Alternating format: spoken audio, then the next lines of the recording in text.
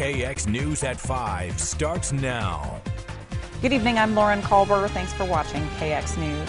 In tonight's top story, building safety after a fire. With Sunday's big apartment fire in Mandan still fresh in everyone's mind, some are questioning how safe they would be should a fire break out in their own apartment building.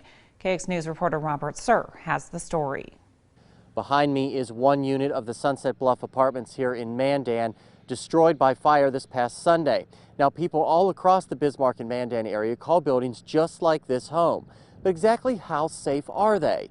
I went to find out. What we want to avoid is kind of a knee-jerk reaction where we're going to get real strict on things real quickly. We want to take a step back, take a look at it, and see if there's anything we need to change. But what about the next fire? Watching the fire close up Sunday made me wonder about safety and construction rules for buildings like that, and I wasn't the only one. Grace Renner is a single mother and lives in a nearby identical building in Mandan. She tells me it's been on her mind since Sunday. The biggest concern for me is that people are using grills on their deck, and I can see that from my third floor apartment.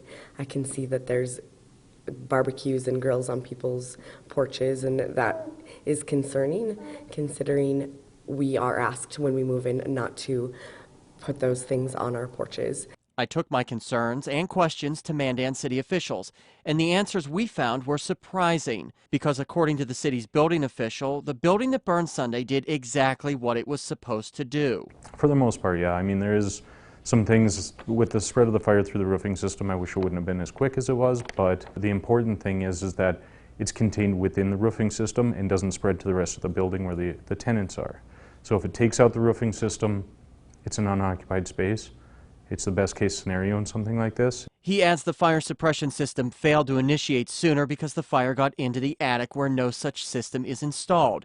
Now, that might be something that could change in the future. It may be something we look into adopting, but it's nothing that we feel a need for at this particular moment. But it is warranting, taking a look at it and stuff like that, that we may do something in the future if we see a need for it, but one event may not trigger it, but it's always worth looking at. He adds there's no handbook for building the perfect fire-resistant building, but that with every fire they hope to learn a little more in the hopes of saving future lives. Reporting for KX News, I'm Robert Sir.